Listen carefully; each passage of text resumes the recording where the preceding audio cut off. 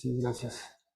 Bien, sí, decía, hoy estaremos viendo el capítulo 6 y quisiera acercarme al, al- al texto de este modo esta semana. De hecho,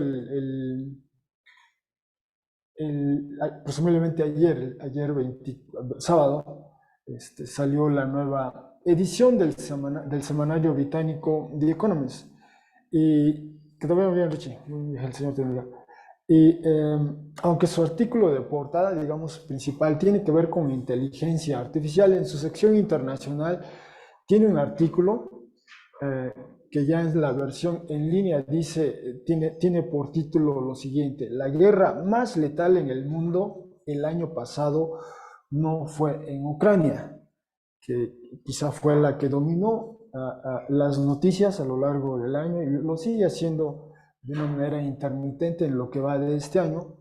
Pero dice este artículo de este semanario, dice: la guerra más sangrienta en el mundo el año pasado no fue en Ucrania, sino en Etiopía. Observa Comfort Aero, jefe de este grupo que se llama Grupo Crisis, el Grupo Crisis, un grupo de expertos. Y de acuerdo al expresidente de Nigeria de nombre Olusegun Obasanjo, quien ayudó a mediar un acuerdo de paz en noviembre pasado entre el gobierno y la región de Tigray, esto es en Etiopía. Esta persona, este expresidente de Nigeria, ha estimado el número de personas muertas en 600.000 entre los años 2020 y 2022, tan solo en ese país al este de África. Ningún estimado para el conflicto en Ucrania es tan alto todavía. Todavía, si bien se escucha en las noticias que Ucrania está preparándose para su contraofensiva y no sabemos qué tan letal será eso. Pero continuando con este artículo, dice: desde 1945 los conflictos han ocurrido en lo que llaman tres olas sucesivas. Primero, la gente en colonias europeas luchó por su independencia, primordialmente el país de África y algunos digo, el continente de África, pero y algunos países en el continente asiático. Bueno, entonces la gente en colonias europeas luchó por su independencia. Entonces, o posteriormente, grupos rivales, y una vez que se independizaron estas naciones, digamos, grupos rivales al interior de ellas pelearon por el control de estas nuevas naciones independientes. La Guerra Fría elevó las apuestas, el Occidente respaldó insurgencias contra gobiernos que profesaron ser marxistas, desde Angola hasta Nicaragua. Por su parte, la Unión Soviética apoyó guerrillas anticapitalistas y regímenes revolucionarios en cada continente. Después del colapso de la Unión Soviética en 1991, el número de guerras cayó dramáticamente. Lo mismo pasó con el número de personas muertas en guerra. Pero después del 2011, y aquí debo decir, a lo mejor aquí sí hay uno puede diferir con este artículo, porque no toma en cuenta el evento de 2001, o sea, omiten ese que también fue crucial, que detonó ese evento, que detonó también estas guerras, digamos, en Afganistán y en Irak, perdón, a partir del 2002 en Afganistán, 2003 en Irak. Pero bueno, continúo con el artículo, dice: pero después del 2011 vino una tercera ola, tanto el número de guerras como su letalidad se incrementó en la medida en que primero la primavera árabe, así se llamó este movimiento, condujo a conflagraciones en el Medio Oriente. Segundo, una nueva forma de yihadismo se extendió a lo largo del mundo musulmán, y quizá recordemos entre otros el Estado Islámico. Y tercero, Vladimir Putin revivió el anticuado imperialismo ruso.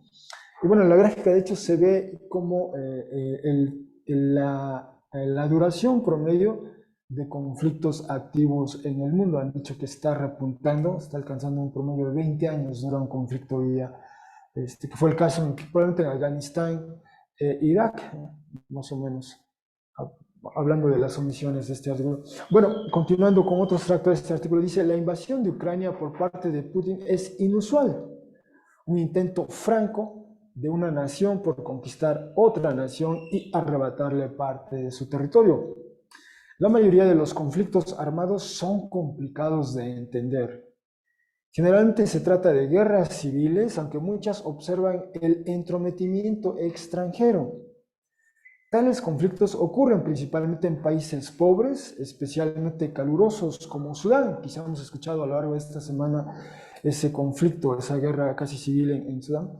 De hecho, ellos forman un cinturón de dolor, así dice el artículo, alrededor del ecuador terrestre. Y como se ve en el mapa, aquí se ve la línea artificial del Ecuador, cruza este mapa y alrededor del Ecuador están estas zonas o estos países donde hay estos conflictos hoy día. Y bueno, en México aparece allá por lo que nos es muy familiar, ¿no? Dice así, dichos conflictos provocan la muerte de millones de personas, pero exactamente cuántas es difícil de estimar. Muchos mueren del hambre o la enfermedad, o dirían otros pestilencia, inducidas por la guerra, más que por las balas o esquirlas o metralla. Así que teniendo eso en mente, vamos a leer ahora el texto de Apocalipsis capítulo 6 y daré lectura en esta traducción. Apocalipsis capítulo 6, leemos lo siguiente. Y vi cuando abrió el Cordero uno de los 7 sellos, y escuché de una de las criaturas vivientes diciendo como con una voz de trueno, ve o ven. Y vi, y mira, un caballo blanco y quien se sienta sobre él teniendo un arco como arma de guerra. Y fue dado a él una corona. Y salió siendo victorioso o salió conquistando. Es decir, de modo que conquistara. 6.3. Y cuando abrió el segundo sello, escuché de la segunda criatura viviente diciendo, ve. Y salió otro caballo rojo, y a quien se sienta sobre él, fue dado a él o fue concedido a él el tomar la paz o la shalom de la tierra. Es decir, de modo que unos a otros se mataran de un modo violento. Y fue dado a él una gran espada corta o una daga, si se quiere. 6.5. Y cuando abrió el tercer sello, escuché de la tercera criatura viviente diciendo, ve. Y vi, y mira, un caballo negro, y quien se sienta sobre él, teniendo una báscula en la mano de él. Y escuché como una voz en medio de las 4 criaturas vivientes diciendo, una medida de trigo por una moneda de plata romana, y 3 medidas de cebada por una moneda de plata romana. Eso es más caro perdón. Si es más caro el trigo. Bueno, y el aceite de oliva y el vino no dañes. 6.7. Y cuando abrió el cuarto sello, escuché de la cuarta criatura viviente diciendo, ven. Y vi, y mira, un caballo pálido, verdoso, amarillento. Ese es, digamos, el significado de ese término. Y quien se sienta sobre él, un nombre con él porta, o un nombre en él porta, la muerte. Y el Hades iba detrás de él, con él.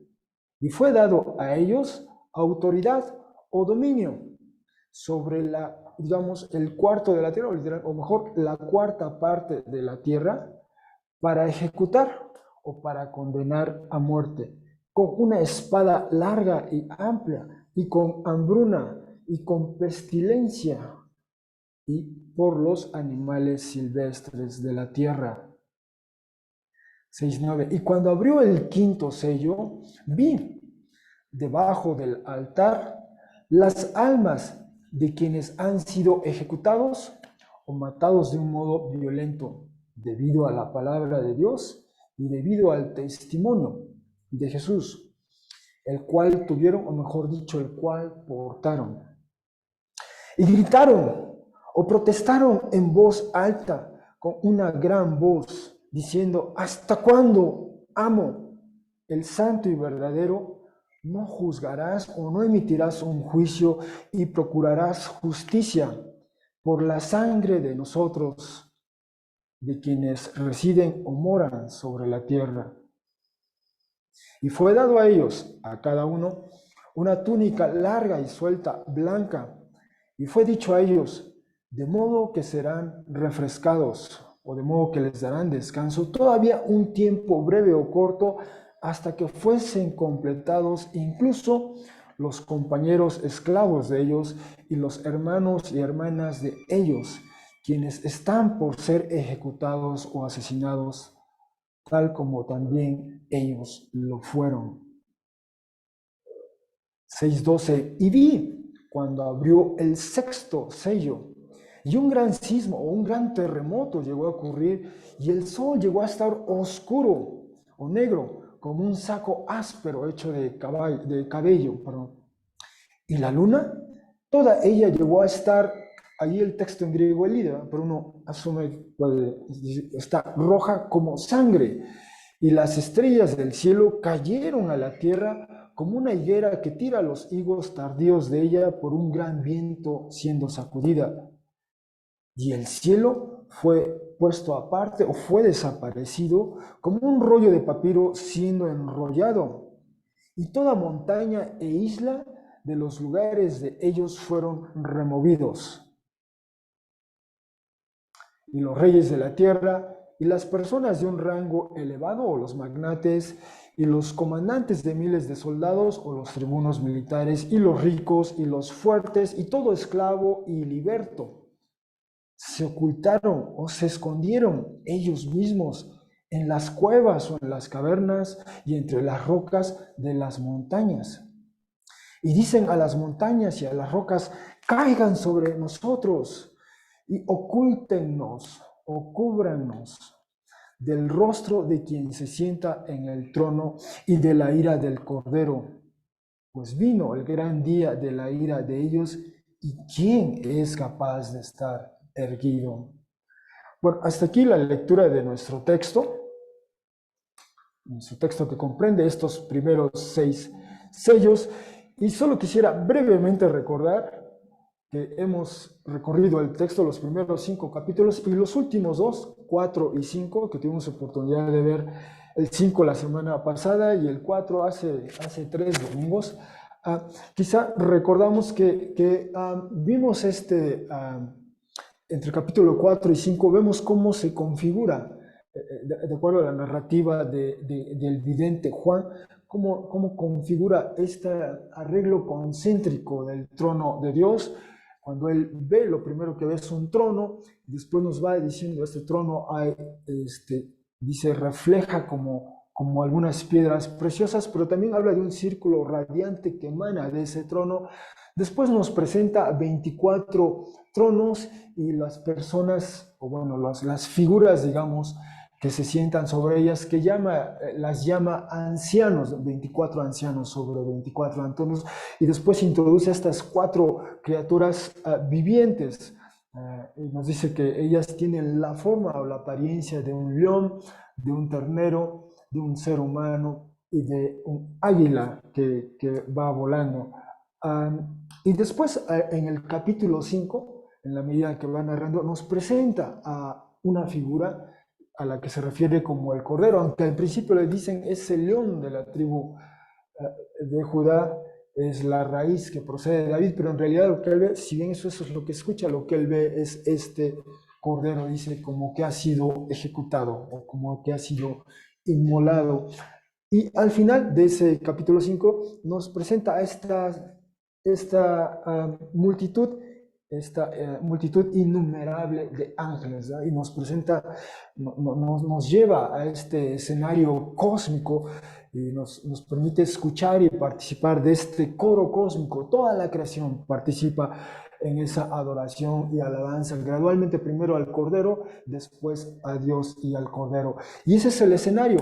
Él es el escenario en el que ya nos había anticipado en capítulo 5 que el Cordero fue y pudo tomar un rollo de la diestra de quien se sienta en el trono.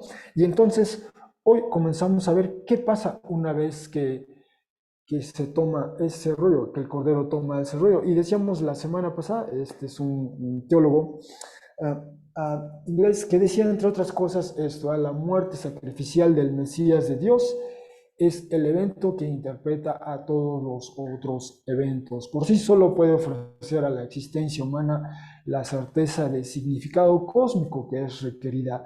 Ello justifica la creación dentro de la historia y justifica la historia dentro de la creación. Bueno,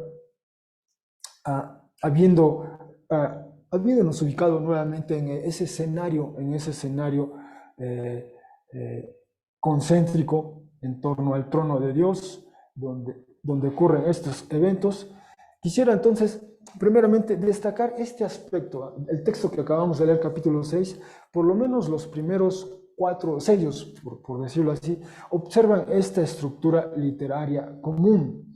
Si prestamos atención a la lectura, bueno, fuimos leyendo, se repiten, digamos, estos 4 elementos en lo que nos narra el profeta en los primeros 4 sellos. Comienza siempre diciendo, y vi, a veces dice, y vi, o a veces simplemente, y cuando abrió la primera vez, o sea, el primer sello se dice el Cordero, y tiene que ser el primero, el segundo, el tercero, cuarto sello, ¿no?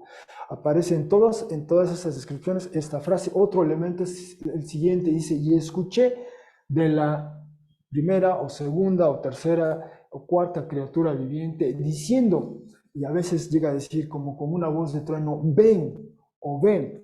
Eso se repite en esos versículos. Un tercer elemento es este, y a veces dice y vi y mira, y dice y un caballo, y después tiene que decir el color, sea blanco, rojo, negro o pálido, y quien se sienta sobre él. Y el cuarto elemento repetitivo en esta estructura es y fue dado a él. ¿Qué se le da a él?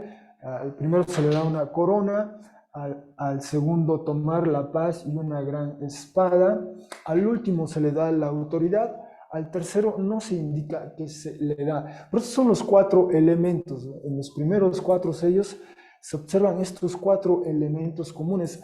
Y esto es muy típico en el libro de Apocalipsis, quizá ya nos estamos percatando de ello. Por ejemplo, si recordamos los mensajes a las iglesias, igual tenía estas frases repetitivas, ¿no? A la iglesia que está en tal lugar, estas palabras dice, y se nos presentaba una manifestación de Jesús exaltado, y yo conozco, ¿eh? Yo sé de ti, y luego al final cómo concluía con esta frase de el que tiene un oído, escuche lo que el Espíritu dice a las iglesias, ¿verdad? Una y otra vez repite. Entonces, esta es la manera del vidente Juan de estructurar, de articular su narrativa, pero tiene estos elementos comunes, y simplemente esos elementos comunes comunican al lector ese sentido de unidad en ese segmento particular del libro, ¿no? Eso fue, por ejemplo, los mensajes a las iglesias, capítulo 2, capítulo 3, y ahora en el capítulo 6 vuelve a este patrón que repite, ¿verdad? Estos 4 elementos están presentes en estos primeros 4 sellos, por así decirlo, y entonces esto hace ver que es una suerte de unidad. Vemos como el quinto sello rompe, o se sale de ese patrón, lo mismo el sexto, al igual que el séptimo, en un sentido, salvo la primera línea. Bueno, eso es crucial, es importante. Entonces, hay una unidad en esta, digamos, esta unidad literaria, en estos primeros 4 sellos, y quiere decir entonces, nos comunica de una manera sutil el autor Juan, que quiere que consideremos este primer bloque de 4 sellos, por así decirlo, como una unidad o una subunidad. Es un bloque en particular, eso es importante. Segundo, apelando a la escritura, especialmente al Antiguo Testamento, a la narrativa bíblica, quizá recordamos que en efecto hay otros objetos de los cuales devienen, digamos, 4 eventos, por así decirlo. Por ejemplo, Daniel 2, iniciamos leyendo hoy en nuestro servicio, leímos un extracto de Daniel 2, y es justamente este sueño que tiene el rey Nabucodonosor, que solo Daniel fue capaz de narrar el sueño y a su vez ofrecerle una interpretación. Y en esa narrativa que ofrece Daniel del sueño, nos dice que lo que vio el rey fue esta gran imagen o estatua. Estaba formada por 4 metales, oro, plata, bronce, hierro y además algo de barro, y a la cual a esta estatua una piedra la golpea en sus pies y la hace añicos, digamos que se desmorona, ¿no? Y cuando Daniel ofrece una interpretación, dice en esa interpretación que cada metal equivale ya sea a un rey o un reino, a los que el reino de Dios del cielo pondrá fin. Así que Daniel narra el sueño o describe el sueño y además interpreta el sueño para el rey. Eso fue Daniel 2, pero de nueva cuenta fue esta imagen que da pie a estos 4 metales que a su vez son 4 reyes o reinos. El texto maneja esa ambivalencia y de hecho así en el libro de Daniel se pueden contar 4 reyes o reinos a lo largo del libro. Ese es un aspecto. El mismo libro de Daniel 7, en otra ocasión hemos leído el texto de Daniel 7. De hecho, lo leímos la semana pasada, justamente. Fue una de las lecturas que acompañó en el servicio. La lectura del Antiguo Testamento fue Daniel 7. Y quizá recordemos, y nuevamente, allí se trata de un mar, un gran mar, así dice el texto, un gran mar que es agitado. Y de ese mar emergen 4 bestias o 4 monstruos. Y a cada una de estas bestias o monstruos se les da algo, pero todas ellas son presentadas ante tronos, hay una serie de tronos, y luego hay alguien que preside ese arreglo de tronos, y ese alguien se le denomina anciano de días, y entonces el anciano emite una sentencia, cada una de estos bestias o monstruos, por lo menos las primeras 3 de ellas son destronadas, es decir, se les quita, se les retira, digamos, la autoridad que se les había dado, y a la cuarta bestia, de hecho, la sentencia consiste en pena de muerte, ¿no? Es ejecutada y es echada a un lago de fuego que de hecho rodea ese trono, por cierto, ¿no? Así que esa es la visión, y cuando se interpreta la visión para Daniel, cuando un ángel interpreta esa visión, ahora ya no es Daniel mismo el que interpreta, ahora es un ángel que le interpreta a Daniel esa visión. Le dice nuevamente que esas bestias, cada bestia, cada monstruo equivale ya sea a un rey o reino. De nuevo cuenta el texto en 7:17 y 7:23, Daniel 7:17 y 7, mantiene esa ambivalencia. A veces se refiere a ellas como reyes, a veces como reinos o dinastías, incluso en el caso de la cuarta bestia, pero también interpreta que la figura humana a la que dan paso estas 4 bestias cuando son presentadas ante el anciano de días, esta figura humana es entronizada, es empoderada. Bueno, esa figura humana en la interpretación corresponde a los santos del Altísimo, dice en Daniel 7, 18 y 25, y después quiere decir una referencia al pueblo de Dios, según Daniel 7, 27, el pueblo, sí, así es, el pueblo de los santos del Altísimo. Bueno, pero el punto es este, ¿verdad? De nuevo cuenta tenemos este presente, hay un mar que se agita, emergen 4 monstruos y después se nos interpretan a estos monstruos. Además, habiendo dicho eso, las lecturas que hicieron para nosotros Elda y Alejandro al inicio del servicio, las lecturas del texto de Zacarías, de hecho Zacarías habla de estos digamos, jinetes con sus caballos de distintos colores, y en las 2 lecturas de Zacarías el elemento común es que salen como a patrullar la tierra, por así decirlo, y dan un informe, un reporte, ¿verdad? Y dicen, en la primera lectura veíamos pues que observan que todo está en paz, pero desde la perspectiva de Dios no había paz, no había paz, por lo menos no para su pueblo. O sea, el orden en el que estaban las cosas no era el favorable, no era lo que el Señor deseaba para su pueblo, y eso en parte introduce la misión profética, el ministerio profético de Zacarías en ese tiempo, cuando el pueblo de Israel vuelve del exilio, y entre otras cosas hay que rehacer, hay que reconstruir el templo primero, después la ciudad, y ahí está el profeta dando una palabra de ánimo, de aliento a aquellos encargados de esta misión. Bueno, habiendo dicho eso, entonces, el hecho de que haya una unidad de 4 elementos, hay familiaridad, o sea, tenemos precedentes al respecto, ¿eh?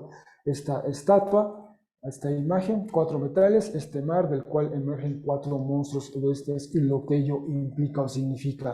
Bueno, ese es un aspecto. Y el otro, hablando propiamente ya del primer sello, por decirlo así, de este caballo blanco y quien se sienta sobre él, como leímos, vi cuando abrió el cordero uno de los 7 sellos y escuché de una de las 4 criaturas vivientes diciendo como una voz de trueno, ven, y vi y mira un caballo blanco. Es la frase caballo blanco, nos las vamos a volver a encontrar Dios mediante cuando lleguemos a Apocalipsis 19:11. Y en esa visión del 19:11 en adelante es una visión de Jesús exaltado como Rey divino. En su momento lo veremos a profundidad, pero él va montado en un caballo blanco también. Y después otros van montados en caballos blancos, por eso en 19:24 aparece en plural. Pero en Zacarías, la lectura que hizo Alejandro para nosotros, el segmento de Zacarías 6, ahí hay referencia a unos caballos blancos. Bueno, ve a un caballo blanco y a quien se sienta sobre él, y esta persona, esta figura, porta o lleva un arco como una arma de guerra. Entonces es una imagen un tanto militar de esta persona. El caballo montado por esta persona comunica una imagen militar. Dice, y fue dado a él, y veremos que esto se repite en cada uno de los, fue dado a él. O sea, no es por iniciativa propia, en un sentido, sino están limitados, se ajustan a lo que Dios indica, la pauta que marca Dios. Eso es importante. Fue dado a él una corona. Hemos encontrado ya este término en algunos de los mensajes a las iglesias, y además los presbíteros, los ancianos, en la visión del capítulo 4, tenían una corona que después echan, ¿no? Cuando adoran, se postran y adoran al que está sentado en el trono, le adoran como creador, echan esa corona como ese gesto de adoración y de alabanza hacia él. Bueno, nos es familiar ese término. Dice que este caballo, bueno, este jinete sale, dice, salió siendo victorioso, y este verbo, nikao, ya nos es familiar, es el que aparece una y otra vez en los mensajes, sobre todo al final de cada uno de los mensajes a las iglesias.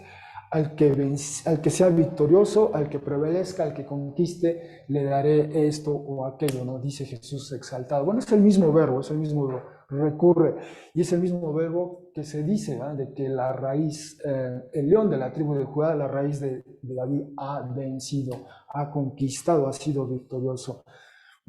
Bueno, este primer sello, para nuestros lectores de aquel tiempo, muy probablemente, cuando escucharon ese mensaje, lo más probable es que hayan percibido en ello, como dice, usando el lenguaje de Juan, percibí, probablemente es una referencia al emperador. Recordemos, hemos dicho el libro de Apocalipsis, su referencia a Roma, su marco histórico, como lo repasamos el domingo pasado, y a partir de Octavio Augusto se inauguró este nuevo régimen, y los que le sucedieron a él a lo largo del primer siglo.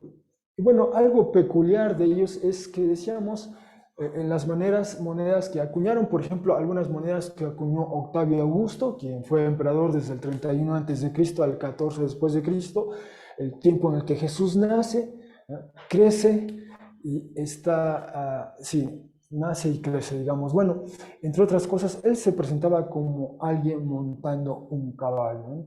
Y presumiblemente el caballo era blanco. En un momento veremos una referencia. Por esto es Octavio Augusto, posteriormente Domiciano, justamente bajo el emperador en el que presumiblemente Juan escribe este texto del Apocalipsis, recordemos. Igual acuñó sus monedas, aquí se alcanza a ver el nombre, Domiciano. Y de nueva cuenta él se presenta como alguien que monta su caballo, ¿eh? Entonces es parte de la imagen, ¿verdad? Del retrato oficial, si se quiere, ¿verdad? Hoy es muy común en varias partes del mundo, en la oficina del jefe de Estado, o sea, del gobernador al presidente, pues una manera de hacerse presente es el retrato oficial que hay en la oficina del subalterno, ¿no? De cualquier secretario de Estado, tiene ahí en su oficina, va a tener el retrato del presidente o la presidenta. Y esto es una tradición en muchas partes, en muchos países en el mundo. Bueno, hay una manera, esta era la imagen, ¿no? ¿Cómo se presenta el emperador, entre otras cosas? Pues así, cabalgando con su caballo, valga la redundancia, o bien hay estas estatuas, es decir, como artefactos arqueológicos, se preservaron muy pocas de ellas, pero las que hay, por ejemplo, esta, que preserva el Museo Británico en Londres, hay cierta ambivalencia aquí, si se trata de un emperador, posiblemente le atribuyen, quizás sea el emperador Claudio, pero aquí está Claudio montando en su caballo, el emperador Claudio, posiblemente montando su caballo, esta estatua de mármol, o bien esta estatua de bronce de Marco Aurelio, él fue emperador por solo 4 años, digamos, de los años, ya, este fue ya en el tercer siglo, del año 218 al 222, pero esta es de las pocas estatuas también que hay, y entonces era parte, decía yo, de la imagen como se presentaba el emperador en turno en su caballo. O bien, acudiendo a evidencia literaria, hemos visto evidencia numismática, monedas, artefactos arqueológicos, las estatuas, y ahora evidencia literaria. Dice Suetonio en esta biografía que escribió sobre Julio César, llega a decir de Julio César, ¿verdad? El padre adoptivo del emperador Octavio, dice, montaba por otra parte un caballo extraordinario de pezuñas casi humanas y con los cascos hendidos a modo de dedos. Había nacido en su casa y como los arúspices habían vaticinado que presagiaba a su dueño el dominio del globo terráqueo, lo crió con gran cuidado y fue el primero en montarlo porque no soportaba otro jinete. Más tarde, dedicó incluso una estatua suya delante del templo de Venus Genetrix. Se dice esto, que Julio César hizo una estatua de su caballo y la colocó en el templo de Venus Genetrix. Pero este era el punto, era parte de, cabalgaba este caballo y los arúspices eran esos sacerdotes, ¿verdad? Que veían quizá algunos signos en el paisaje, algunas aves, las entrañas de algún animal, y presumiblemente discernían así el porvenir, ¿no? Y entonces ven que este caballo, quien lo monte, ¿no? va a dominar el globo terráqueo. Bueno, eso era el caso de César, o yendo con Octavio Augusto en su biografía, que escribió justamente Suetonio, dice lo siguiente, hace un recuento, dice aquí, de los presagios ocurridos antes de su nacimiento y el mismo día que nació y en los sucesivos, por los cuales cabía de esperar y se podía conocer su futura grandeza y perpetua felicidad.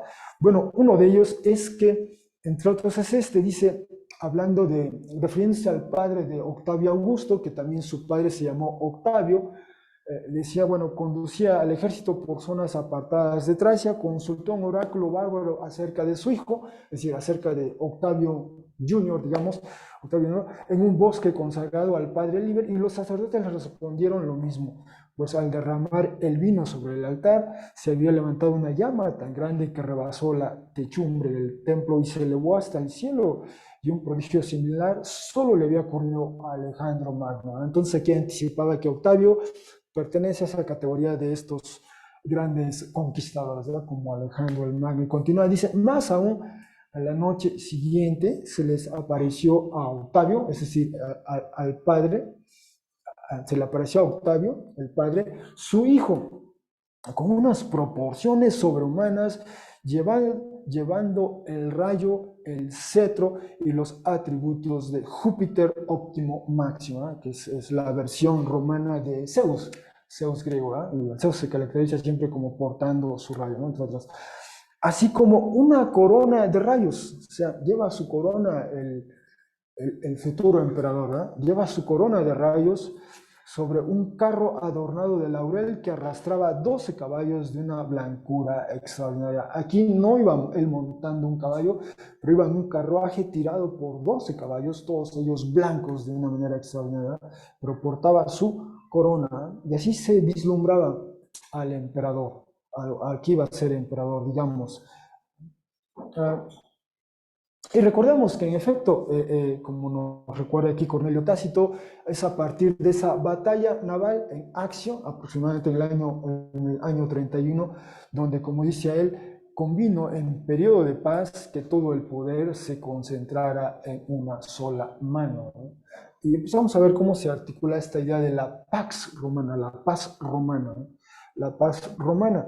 Y, también el texto de Romanos nos recuerda esto, que toda, literalmente dice así, toda alma, toda persona, ante las autoridades, quienes están por encima, colóquese bajo o sométase a ellos, ya que no existe o no hay autoridad sino por causa de Dios, pero quienes son o quienes existen por Dios colocadas son. Eso nos recuerda Romanos, y más adelante nos dice que ya que los gobernantes no son un temor para la buena acción, sino para la mala acción. Pero deseas no temer a la autoridad, el bien haz y tendrás una aprobación o reconocimiento de ella, ya que de Dios un diácono es. Así, ese es el término que utiliza Pablo, ¿no? Con respecto a esta figura pública, esta autoridad delegada es un diácono de Dios para ti, para el bien común, pero si el mal hicieras, teme, ya que no sin razón la espada corta o la daga porta, ya que de Dios un diácono o un diácono es uno que procura justicia para la ira de Dios hacia quien lleva a cabo el mal. Y entonces vemos elementos comunes, ¿no? Porta la espada corta o la daga, como en este jinete, digamos, que cuando sale se rompe ese primer sello, ¿no? Entonces se fue dado esa corona, probablemente esa alusión a esta autoridad limitada, delegada, ¿no? Se le da a él esa autoridad. Entonces existe ese orden, digamos. Entonces muy probablemente, quizá lo inmediato que percibieron los lectores es una alusión quizá a esta figura de autoridad que estaba presente, ¿verdad? La imagen estaba presente desde las monedas, las estatuas, entre otras, sobre la figura del emperador. Ese fue el primero. El segundo dice, nos habla de un caballo rojo y quien se sienta, dice, cuando abrió el segundo sello, escuché de la segunda criatura viviente diciendo, ve, y salió otro caballo rojo y a quien se sienta sobre él fue dado a él el tomar la paz o la shalom de la tierra. Es decir, de modo que unos a otros se mataran de un modo violento, y fue dado a él una gran espada corta o daga. Perdón, esta es la referencia a Romanos, como decíamos hace un momento.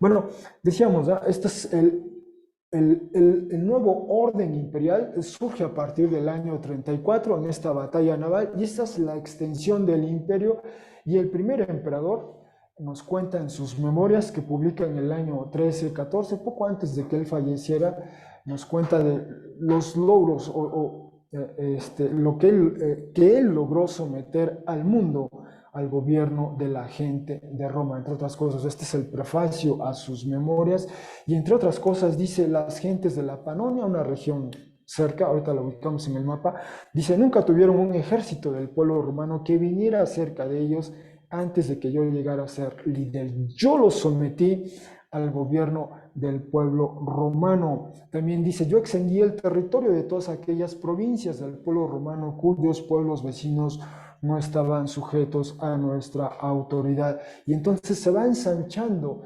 el imperio. La región de la Panonia está por acá más o menos. Y una extensión que se dio a lo largo del primer siglo es, por ejemplo, la región de Britania, ¿eh? Con el emperador Claudio, se hacen de esa parte del territorio. Entonces vemos que el régimen, este orden, uno diría global desde esta perspectiva, este orden regional empieza a ensancharse, a imponer términos y condiciones en esa región. Y de hecho se habla de la paz romana, como dice este historiador Valerio Petérculo, dice, el emperador Tiberio consagró a su padre adoptivo Octavio, no por imposición, sino por el culto religioso, no lo llamó Dios, pero hizo que lo fuera. ¿cuándo fue más fecunda la paz difundida por las rutas de Oriente y Occidente y desde el sur al norte? La paz augusta libera a los hombres en todos los rincones de la tierra del temor a los malhechores. Hasta un efecto ni implicación de la paz augusta o la pax romana, como también se le llamaba, ese orden, esa pacificación, esa contención de los malhechores, ¿eh? Desde luego esto nos es muy atractivo a nosotros hoy día aquí en México, ¿eh? Pero había voces que cuestionaban esta idea, quizás hasta romántica, de la Pax Romana. Justamente un líder de esa zona de Britania, que finalmente sucumbe a la invasión del emperador Claudio, dice: cuando un jefe llamado Calgaco, que sobresalía entre los demás por su valor y linaje, se dice que habló de esta manera ante la multitud congregada que pedía combatir. Cada vez que contemplo los motivos de esta guerra y nuestra crítica situación, tengo la firme convicción de que el día de hoy y vuestra unión serán el comienzo de la liberación de toda Britania. Era su expectativa, no fue así. Dice: en efecto, os habéis reunido todos los que estáis exentos de la esclavitud. No queda ya terreno para retroceder, ni mar seguro mientras tengamos la amenaza de la flota romana. En tales circunstancias, el combate y las armas, que son honor para los valientes, resultan asimismo la defensa más eficaz para los cobardes. Los que lucharon antes que nosotros contra los romanos, con suerte diversa, tenían la esperanza de socorro en nuestras manos, porque siendo los más nobles de toda Britania y habitando por ello lugares reservados, no vemos las costas de los esclavos y tenemos hasta los ojos sin profanar por el contagio de la presión. A nosotros, los últimos habitantes de la tierra y de la libertad, nos ha defendido hasta el presente el mismo alejamiento y el hallarnos a cubierto de la fama. Ahora el confín de Britania está abierto y todo lo desconocido se piensa que es magnífico, pero tras nosotros no existe raza humana, sino olas y rocas, y más hostiles que estas, los romanos, cuya soberbia en vano se evita con la obediencia y el sometimiento. Y así los describe, ¿no? Saqueadores del mundo. Cuando les faltan tierras para su sistemático pillaje, dirigen sus ojos escrutadores al mar. Si el enemigo es rico, se muestran codiciosos. Si es pobre, despóticos. Ni en el oriente ni en el occidente han conseguido saciarlos. Son los únicos que codician con igual ansia las riquezas y la pobreza.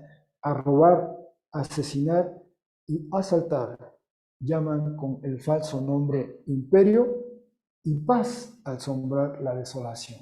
Entonces la ideología imperial dice que impone paz romana, pax romana, pero desde aquellos que son oprimidos o vencidos, ¿no? Ellos dicen esto, ¿no? A robar, asesinar y asaltar llaman con falso nombre imperio y paz al sembrar la desolación, ¿no? Entonces, en realidad traer paz es un eufemismo, ¿no? Vienen a imponer un orden a punta de espada y sangre, ¿no? En un sentido, retiran la paz del lugar, ¿no? Al imponer su paz, retiran la paz de ese lugar, alteran, trastocan, ¿no? Y causan disrupción, digamos. Existe esta réplica de la así llamada columna de Trajano, que está en Roma, en Italia, pero se han hecho, por lo menos esta es una réplica que conserva un museo allí en Londres, el Museo de Victoria y Alberto en Londres, y un detalle de esta réplica nos muestra, narra, de hecho, se erige en honor de Trajano, este emperador romano, ya en el segundo siglo, por sus conquistas o victorias, ¿ya? Y nos muestra los detalles de cómo era, qué implicaba el sucumbir ante el imperio, ¿verdad? Cómo el imperio imponía condiciones de esta manera tan violenta, ¿verdad? Y los detalles muestran, es un relieve extraordinario, informa muchísimo, ¿verdad? Sí, quizá la imagen no es tan definida, pero si uno pudiera verla a detalle, eso comunica todo lo que implica esta acción de imponerse, de conquistar, ¿no? A punta de espada y de sangre, ¿no? Entonces, en realidad la Pax Romana quita la paz de las comunidades locales, ¿sí? Y por cierto, los romanos también experimentaron sus derrotas, por ejemplo, en el año 62, en la frontera de lo que sería hoy el equivalente a la frontera entre Turquía y Siria, digamos, por esa zona. Allí en el año 62 hubo un conflicto entre estos grupos locales y las legiones romanas, y estas fueron derrotadas. Un extracto de ello, aquí Tácito en su obra Anales dice lo siguiente, dice: los otros hechos están fuera de duda, que en un solo día Peto, uno de los comandantes romanos, dice, recorrió 40 millas abandonando por todas partes a los heridos, y que aquella huida de los hombres aterrorizados no resultó menos vergonzosa que si hubieran vuelto la espada en el combate. Corbulón, otro comandante romano a cargo de otra legión, dice que le salió al paso con sus tropas junto a la orilla del Éufrates. No quiso hacer una exhibición de enseñas o estandartes y armas que dejaran entredicho la diferencia entre unos y otros. La tropa, triste y compadeciéndose de la suerte de sus camaradas, no podía contener las lágrimas, hasta el punto de que el llanto apenas permitió que se hicieran los saludos ordenados. O sea, fueron derrotados, fueron vencidos estas legiones allí en esta zona del mundo, digo, que es más o menos equivalente hoy a la frontera entre Turquía y, bueno, Armenia, Turquía, Armenia y por acá Siria, en esta zona entre Turquía y Armenia. Allí es donde se llevó a cabo, y esto marcó los límites del imperio en esa parte del mundo. Pero bueno, no siempre fue victoriosa Roma, debe decirse. Bueno, hemos visto el caballo blanco, el caballo rojo, ahora el caballo negro. Cuando abrió el tercer sello, sí, sí, perdón, cuando abrió el tercer sello, escuché de la tercera criatura viviente diciendo, ve.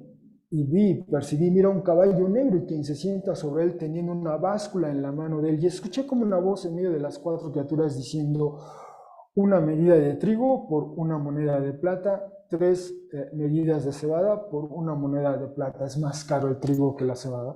Y el aceite de oliva y el vino no dañes. Bueno, si uno empieza a configurar el hecho de que este nuevo orden impone términos y condiciones, y entonces a veces vence, a veces es derrotado. Bueno, la dinámica de esta expansión, de esta conquista, digamos, genera entre otras cosas hambre, ¿verdad?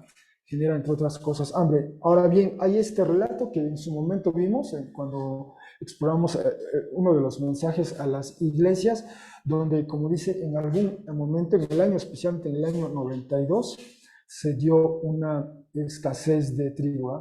El trigo era un grano esencial, fundamental para la dieta de los romanos o de la dieta del Mediterráneo en realidad.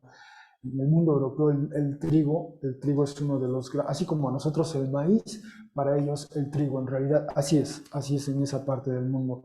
Y entonces dice aquí, hubo un año en el que hubo una enorme cosecha de vino, mientras que la de trigo fue muy escasa. Juzgando que el excesivo cultivo de las viñas hacía despreciar los campos, promulgó un edicto, en este caso el emperador Domiciano, esto fue en el año 92, por el que prohibía a todo el mundo plantar nuevas vides en Italia y ordenaba cortar las cepas en las provincias, dejando como máximo la mitad de ellas, pero no insistió en hacer cumplir estas medidas. Y la intención era esa, como dice el edicto que había publicado, ordenando cortar las viñas, ¿no? Es decir, hay escasez de grano y entonces no se va a plantar, no se va a producir más vino. No menciona aquí olivas o árboles de olivo, pero es decir, hay información de que en algún momento sí hubo escasez de grano. Entonces era algún fenómeno recurrente, pero asociado a la guerra, a la conquista. Una de las implicaciones, como hemos visto, es el hambre como tal. Y finalmente el caballo pálido y quien se sienta sobre él. Dice, cuando abrió el cuarto sello, escuché de una cuarta criatura diciendo, ven. Y vi y mira un caballo pálido, verdoso, amarillento. Esa es la manera de entender ese término. Y quien se sienta sobre él, un hombre con él porta la muerte y el Hades iba tras él o con él. Y hemos visto ya este binomio, la muerte y Hades, en Apocalipsis 1:18. Jesús se presenta, cuando Juan describe esta visión de Jesús exaltado, cae, temeroso cae, y Jesús exaltado le pone su mano en uno de sus hombros y le dice, no temas, yo soy el primero y el postrero. El que vive estuvo muerto y vive por los siglos de los siglos, y dice que tiene las llaves de la muerte, sobre la muerte y del Hades. Así que ya hemos visto ese binomio. Y bueno, continúa, dice, y fue dado a ellos autoridad o dominio sobre la cuarta parte de la tierra para ejecutar o matar o condenar a muerte con una espada larga y amplia. Es el mismo término con que se usa cuando se describe la espada que sale de la boca de Jesús exaltado en la visión de capítulo 1, esa espada larga y amplia, de doble filo, afilada, así dice el texto.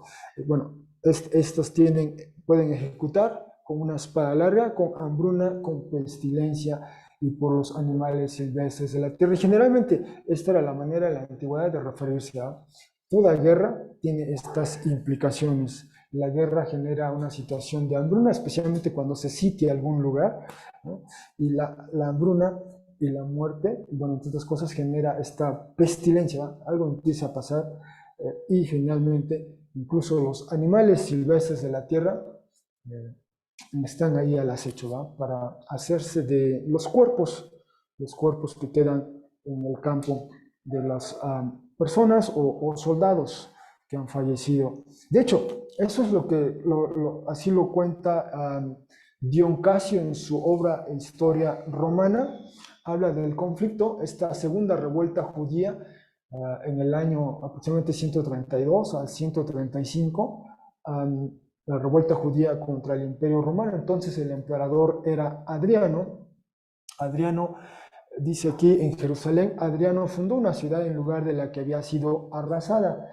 Es decir, en el año 70 Jerusalén fue arrasada y esa ciudad que se reconstruye la nombraron Aelia Capitolina, y en el sitio del templo del Dios, donde estaba el templo de Jerusalén, ¿no? Del cual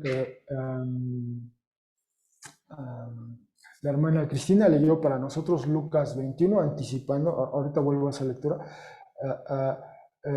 ahí donde estaba el templo, se construye un nuevo templo a Júpiter, ¿verdad? Ese es un insulto, ¿verdad? Era un insulto a los judíos, ¿verdad? En aquella época. Desde luego, eso era un símbolo quizá no había otro símbolo más intenso de la opresión romana, del dominio romano sobre el judío, que insultarle así, de que ahí donde estaba ese lugar sagrado para ellos, el templo, pues ahí instalan un templo pagano, ¿no? Un templo pagano. Eso genera esa tensión y estalla el conflicto, y se da ese conflicto, y más adelante dice Dion Casio, 50 de los más importantes puestos remotos o guarniciones, quizá en 985 de sus más famosas villas fueron arrasadas, ¿eh? 580,000 fueron muertos en las varias incursiones y batallas, y el número de estos que perecieron a causa del hambre, pestilencia y el fuego no fue posible precisar. Así, casi toda Judea fue desolada. Repito, este es año 135 aproximadamente, un resultado del que la gente había sido advertida antes de la guerra. En cuanto a la tumba de Salomón, que los judíos consideraban como un objeto de veneración, cayó hecha a pedazos y colapsó, y muchos lobos y hienas se apresuraron a la ciudad aullando. Al cual iban tras los cuerpos de los fallecidos, ¿no? Por tanto, escribiendo Adriano al Senado romano, no utilizó la frase inaugural a la que solían recurrir los emperadores: si tú y tus hijos gozan de buena salud, está bien, yo y las legiones gozamos de buena salud, ¿no? Entonces, en este párrafo, Dion Casio casi nos dice lo mismo que el texto que acabamos de leer, 6:8. Hay guerra, hay hambre, hay pestilencia, hay muerte, incluso muerte por lobos y hienas, ¿verdad? Por animales salvajes. Es decir, ese es el legado de una guerra. Finalmente, esa era la situación de una guerra, por lo menos en aquel tiempo, ¿no? Por lo menos en aquel tiempo. Eso ocurría cuando se daba una guerra, como lo describe así. Entonces, estos primeros 4 sellos nos presentan esta perspectiva de cómo este orden imperial, ese es su legado, ¿verdad? Impone condiciones de esta manera y lo que va dejando, lo que va sí, heredando. Bueno, continuamos, 6:9. Y cuando abrió el quinto sello, vi por debajo del altar las almas de quienes han sido ejecutados o matados de un modo violento, debido a la palabra de Dios y debido al testimonio de Jesús, el cual tuvieron y portaron. Olvidé poner la referencia, pero en el libro de Levítico, bueno, en varios libros, o sea, Éxodo, Levítico, algunos otros, se menciona que cuando se sacrificaba un animal, parte de la sangre, parte de la sangre había que colocarla debajo del altar, ¿no? Se colocaba debajo del altar la sangre del animal, ¿no? Con ese ofrenda, con ese sacrificio era para expiar el pecado, entre otras, por ejemplo. Pero esa era la usanza litúrgica. La sangre de ese animal, por lo menos parte de ella, quedaba bajo el altar donde se ofrecía ese sacrificio, ¿no? La sangre quedaba ahí en el altar. Y entonces recupera esto para lo que era muy familiar, una imagen familiar, por lo menos para lectores judíos de la época, o que recordaban cómo eran los sacrificios ya. Ahora nos presenta las almas de los que han sido ejecutados debajo del altar, ¿no? Que han sido sacrificados. Y la razón de ello, dice, es debido a la palabra de Dios y al testimonio de Jesús. Y quizá recordemos esta expresión, la palabra de Dios y el testimonio de Jesús, ya han ocurrido en Apocalipsis 1:2 y 1:9. Especialmente es la razón por la cual Juan dice que se encuentra en la isla de Patmos, ¿no? Y vimos que una posibilidad era que había sido desterrado ahí, ¿no? Por causa justamente esto, de la palabra de Dios y del testimonio de Jesús. Así que estas almas gritan o protestan en voz alta, ¿hasta cuándo? Esta es una frase común en varios de los salmos. Salmo 13, por ejemplo, ¿hasta cuándo, Señor? Vas a escuchar, vas a hacer justicia. Una y otra, esta frase hasta cuándo ocurre varias veces en los salmos. ¿Hasta cuándo amo, oh Señor absoluto, el santo y verdadero? Una frase que se le atribuye a Jesús. Jesús se le atribuye en 3:7. Dice, ¿hasta cuándo no juzgarás o no emitirás un juicio y procurarás justicia o vengarás? Es otra manera de entender esa frase. Por la sangre de nosotros, de quienes residen o moran en la tierra. Este orden que acaban de describir, estos 4 sellos previos, unas de las víctimas de este orden han sido justamente los seguidores de Jesús, ¿no? Por su testimonio, debido a la palabra de Dios y al testimonio de Jesús. Y se nos dice que a ellos les ha sido dada una túnica larga y blanca. Este tema de la túnica y de estas almas lo veremos con más detalle el próximo domingo. El próximo domingo elabora, hay una suerte de pausa y hay una visión que elabora un poco más esto. Lo dejaremos para el próximo domingo, pero lo que quiero destacar es esto. Bueno, habla de que hasta que fuesen completados los compañeros esclavos de ellos y los hermanas y hermanas de ellos quienes están por ser ejecutados. Y entonces esto es parte de ser leal y fiel a la palabra de Dios y dar testimonio de Jesús. Una de las implicaciones, entonces, como ahora, existe siempre la posibilidad de que a lo mejor el Señor nos llame a ser parte de estos, ¿no? De que serán ejecutados o asesinados, ¿no? Y ser parte de este grupo, ¿no? Entonces, en la soberanía del Señor, Él decidirá quién es. Pero hasta entonces en el año 95, recuerden, leímos el caso de Antipas, ¿no? En el mensaje a la iglesia de Pérgamo, se nos dice en 2:13, no renegaste la fe mía, incluso en los días de Antipas, el testigo fiel, quien fue ejecutado, donde el adversario reside o mora, ¿no? O sea, ahí nos mencionaron de alguien que sí falleció, que en este caso no que falleció, más bien que fue ejecutado entre ustedes o cerca de ustedes. Y después, en ese tiempo, digamos, estamos en el año 95, Jesús fue ejecutado en el año 30, y algunas muertes, algunos asesinatos más bien de los que habla la escritura o otras fuentes secundarias, Por ejemplo, en el año, poco antes del año 44, quizá Hechos 12, narra, no lo menciona aquí, pero Hechos 12 menciona la ejecución por espada del apóstol Jacobo, el hermano del apóstol Juan, a los hermanos Jacobo y Juan. El apóstol Jacobo fue asesinado a espada. Es cuando aprenden a Pedro, y Pedro también está presumiblemente por ser ejecutado, y no fue el caso, fue liberado. Pero en el año 62, Jacobo, el hermano del Señor, el autor de la epístola de Jacobo, digamos, fue lapidado en el año 62. Esto es por los judíos. Se creó un vacío de poder en la transición de una autoridad a otra, y en ese vacío de poder aprovecharon para aprender y matar a pedradas al hermano del señor Jacobo. En el 64 se dio ese incendio en Roma, y Nerón acusa a los cristianos allí en Roma, y viene esa persecución terrible, terrible. En el 70, bueno, del 66 al 70 se da esta revuelta judía, y finalmente en el 70 Jerusalén es destruida. Si aquí recordamos la lectura que hizo la hermana Cristina para nosotros de Lucas 21, Jesús anticipa en el año 30 la destrucción del templo de Jerusalén. Eso ocurre 40 años después, ocurre una generación, digamos, después, y anticipa que entre acá y este evento pasan cosas. Hay guerras, rumores de guerra, hay terremotos, hay sismos. Quizá recordemos el sismo del 62 de una de las iglesias en las que leímos, pasó un terremoto. Vimos que en el 62 también Roma va a esta zona hacia la frontera con Armenia, y es derrotada. Roma es derrotada. Esa es una noticia extraordinaria. En la década de los 50 Roma va hacia Britania, conquista Britania, por ejemplo, ¿no? Se dan todos esos eventos, ¿no?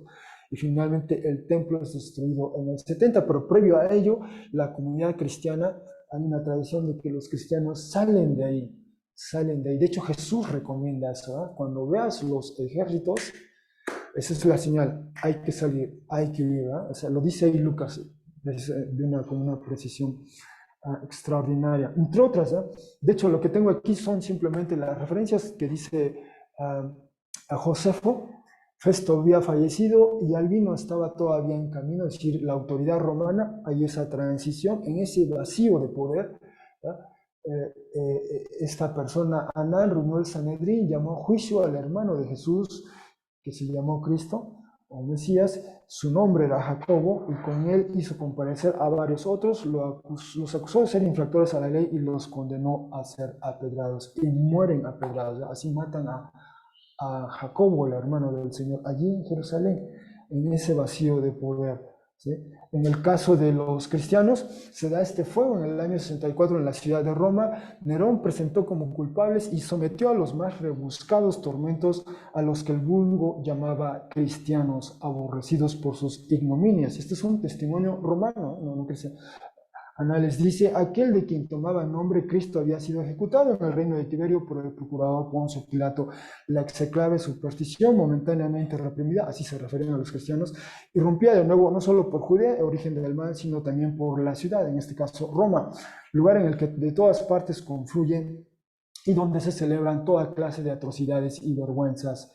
El caso fue que se empezó por detener a los que confesaban abiertamente su fe, si decían abiertamente que eran cristianos, y luego por denuncia de aquellos a una ingente multitud, y resultaron convictos no tanto de la acusación del incendio, cuanto de odio al género humano.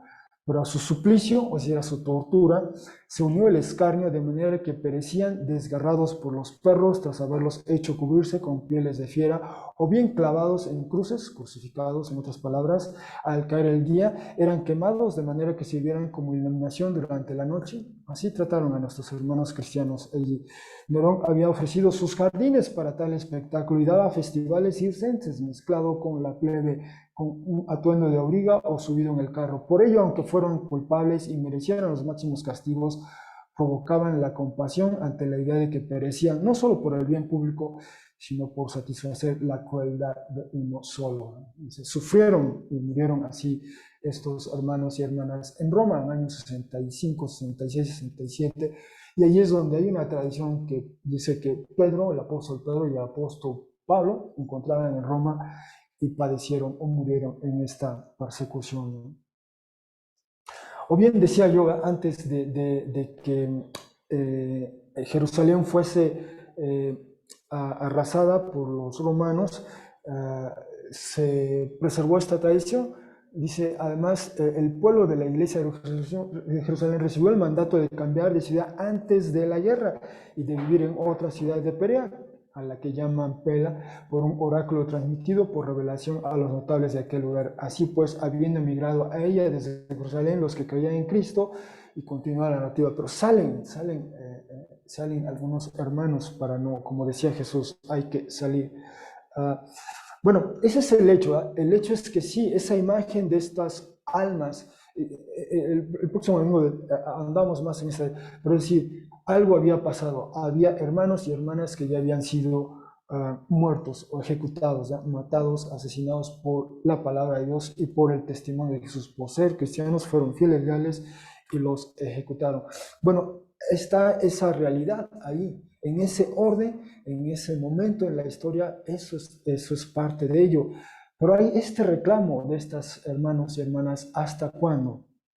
Amo, harás justicia, y siempre, ese simplemente es un eco de lo que vimos a finales del año pasado. ¿Recuerdan Génesis 4, por ejemplo? Algo hace Caín, y dice el texto en 4:9, y dijo Yahvé a Caín, ¿dónde Jebel, tu hermano, se encuentra? Y dijo Caín, no sé, ¿quién cuida a mi hermano soy yo? Y dijo Yahvé, ¿qué has hecho? La voz, la protesta de las sangres de tu hermano claman o gritan hacia mí desde el suelo cultivable. Y es la primera vez, es el primer evento violento en la narrativa bíblica y no queda impune, ¿verdad?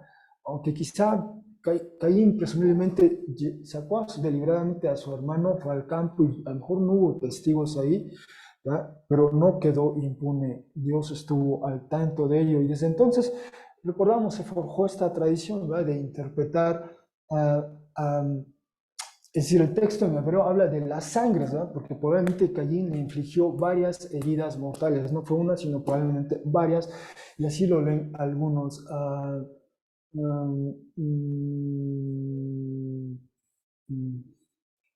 Perdón,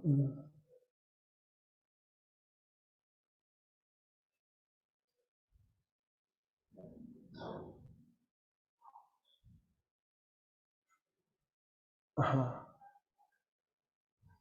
perdón. Sí, esta es la referencia, perdón, perdón, es esta, dice aquí, porque si lo encontramos respecto a Caín que mató a su hermano, tal como está escrito, las sangres de tu hermano están gritando. Es decir, esa lectura en el texto en hebreo, en la tradición rabínica, la recuperan, ¿verdad? Y habla de las sangres de tu hermano, si bien aquí interpretan, ¿verdad? Que no solo se refiere a su sangre, sino la sangre de su descendencia, o sea, su potencial descendencia, pero pues, probablemente fueron varios golpes, como dice esta traducción, en la tradición uh, targúmica, es decir, la traducción de hebreo a arameo, pero se llama las sangres del asesinato de tu hermano, ¿eh? Las sangres de tu hermano, o sea, presumiblemente le infligió varias heridas mortales. Y entonces, esto es, a raíz de ello, eso fue Génesis 4 y en Génesis 9, quizá recordamos también 9 del 5 al 6, este principio de jurisprudencia que establece el Creador. ¿Ah? Y solo la sangre de ustedes, por las almas de ustedes requeriré inquisitivamente.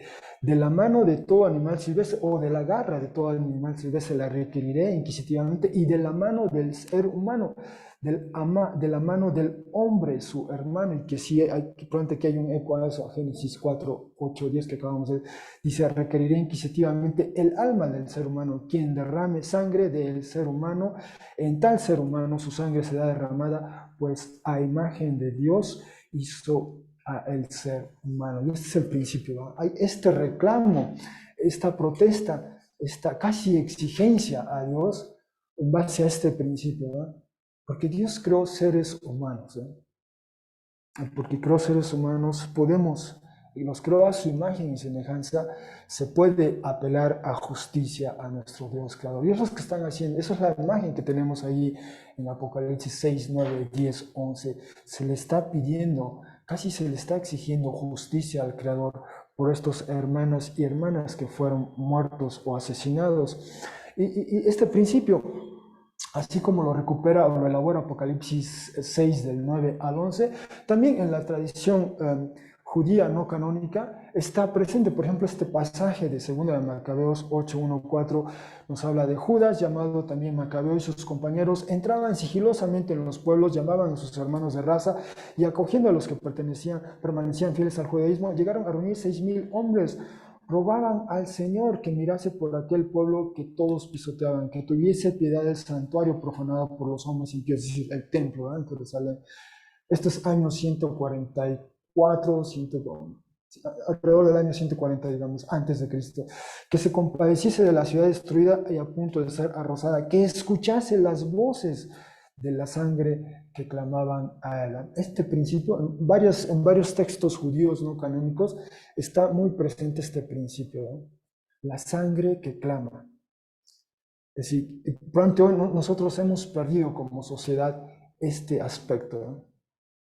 Pero la sangre clama. Estaba presente en estos textos judíos no canónicos y está presente en el Nuevo Testamento, especialmente Apocalipsis 6, 9 al 11. La sangre clama, la sangre requiere, exige, debe hacerse justicia. Y el Señor responde, lo veremos en capítulo 19, el Señor responde a ese reclamo, si me permiten decirlo así. Aquí está otro texto de la tradición judía no canónica, y entonces te volverás a llenar de sangre, igual que antes tú misma hiciste derramar la de hombres buenos y justos, sangre que aún ahora clama al elevado cielo.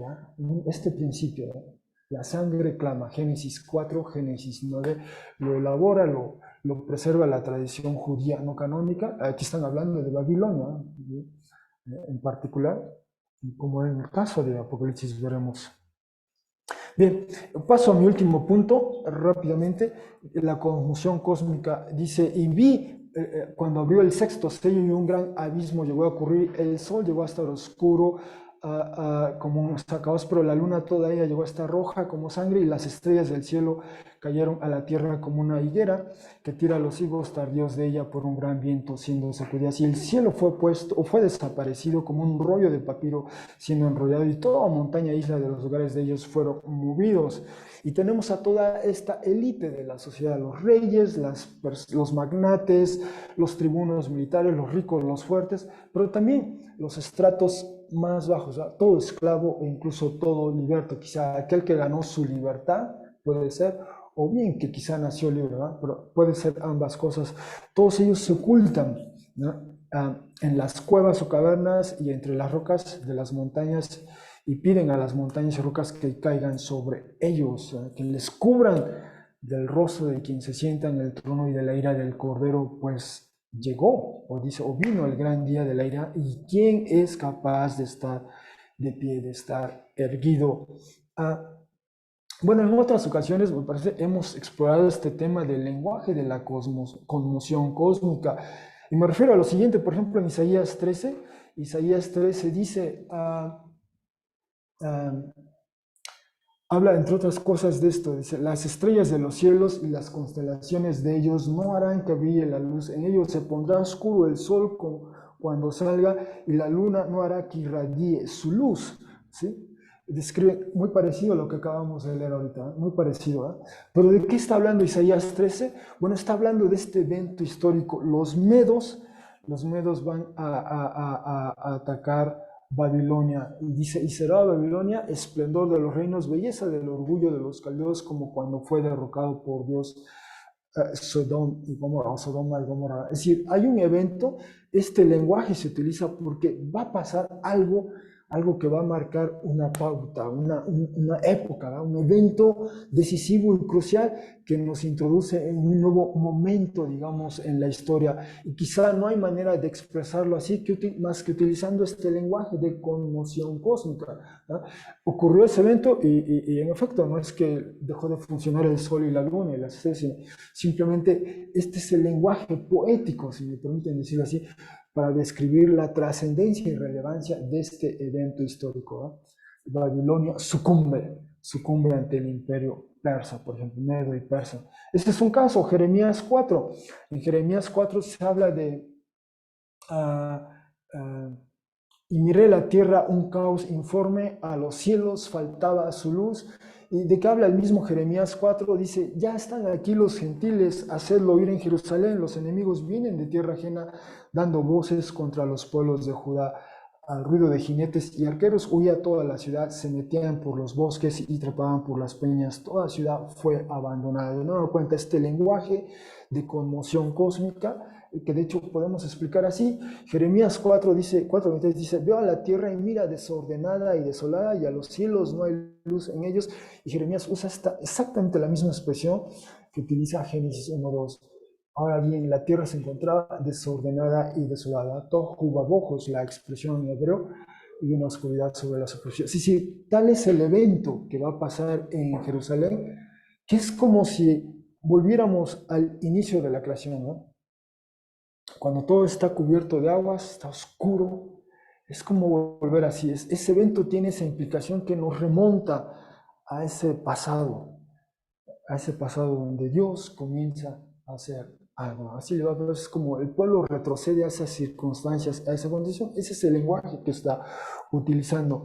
O quizás recuerden en su momento, cuando vimos Génesis 1, usaba esta imagen, ¿no? Toda la tierra allí inhabitable, improductiva y además oscura, ¿no? Y Dios comienza, está el Espíritu de Dios moviéndose y comienza a hacer, a obrar, a transformar eso. O finalmente, Hechos 2 dice, el sol se tornará en oscuridad, la luna en sangre, antes de venir el gran y evidente día del Señor. ¿Y qué es lo que pasó? O sea, Pedro usa este texto para explicar lo que había pasado. Había descendido el Espíritu, y no es que el sol se tornó oscuro y que la luna en sangre, sino es decir, esa es la expectativa profética, porque estaba por inaugurarse una nueva etapa en la economía de Dios. ¿Ya? El Espíritu de Dios descendía sobre los seguidores de Jesús, empoderados para la misión de Jesús, para ir por todo el mundo y recuperar ese mundo para Él, ¿no? Pero ese es el lenguaje que utiliza el profeta primero, Joel, que recupera Pedro en su discurso de explicación. Esto es lo que pasó, ¿verdad? Y apela al profeta Joel, y esos son los términos que él utiliza. Así que, como dice este autor, dice, el lenguaje apocalíptico fue, entre muchas otras cosas, para estar seguro, un elaborado sistema de metáforas para investir eventos históricos con un significado teológico. Y es cierto, al respecto hay una suerte de debate. Hay quienes tratan de leer ese lenguaje de una manera más literal, y hay otros que lo ven de esta manera, ¿verdad? Como anunciando estos eventos de corte político, social, histórico, digamos, entre otros términos, ¿verdad? Y, por ejemplo, un autor dice una cosa, otro autor dice otra, ¿verdad? Dice, por ejemplo, este autor, ¿verdad? El lenguaje del Nuevo Testamento sobre una catástrofe cósmica no puede ser considerado como un simbolismo para un cambio sociopolítico. Escritores que emplean este lenguaje tienen en mente una catástrofe real de una escala universal. Hay cierto debate al respecto, pero este autor le dice, apocalíptico es profundamente político. La literatura apocalíptica, tanto en el mundo del segundo templo judío, en los inicios del cristianismo, parecía ser concebida para ofrecer a sus escuchas y lectores un marco de referencia alternativo dentro del cual vivir sus vidas, una alternativa alterna a los poderes fácticos que promueven. Ellos esperaban que el Dios creador hiciera cosas extraordinarias para las que cometas, terremotos y otros portentos fugían como metáforas apropiadas, ¿no? Pero ese es el punto. Ahora, debo decir, en el año 79 se dio esta erupción del Vesubio. El Vesubio fue un evento que también marcó esa zona. Y, por ejemplo, Plinio el Joven, ahí falleció el tío de Plinio el Joven, Plinio el Viejo. El domingo pasado nos referimos a Plinio el Viejo, ¿verdad? Que escribía en ambos lados de la hoja de papiro, un rollo. Y bueno, en este testimonio que preserva Plinio el Joven nos dice que en esa erupción del Vesubio, dice, los frecuentes y fuertes temblores de tierra, habla de que en cualquier otro lugar ya era de día, pero allí era de noche, una noche más densa y negra que todas las noches que haya habido nunca, cuya oscuridad, sin embargo, atenuaba el fuego de numerosas antorchas, ¿ya? Y si la manera en que describe el evento es como si leyéramos el sol se oscureció, y en efecto se oscurece, por la ceniza, ¿verdad?, que está echando el volcán está haciendo erupción, está oscuro todo, pero también hay luz, ¿verdad?, hay fuego, hay rojo ahí, digamos, hay sangre, si se quiere, en el cielo, ¿verdad?, también. Entonces, quizá es otra manera. Bueno, finalmente, nos dice que el cielo fue enrollado como un rollo de papiro y se ve, o están conscientes del rostro, dice, o de la presencia del trono de Dios y del Cordero, ¿eh?, y de la ira del Cordero, y solo anticipa eso que será el juicio de Dios. En Romanos 2:5 se habla que debido a la dureza tuya y a un corazón impenitente, almacenas para ti mismo ira en el día de la ira y del apocalipsis del justo juicio de Dios, ¿verdad? En su momento vimos ese texto, pero ahí se habla el día de la ira y del apocalipsis o manifestación del justo juicio de Dios. Y más adelante en otro texto se habla del apocalipsis de nuestro Señor Jesús el Mesías, ¿eh? Es el día de nuestro Señor.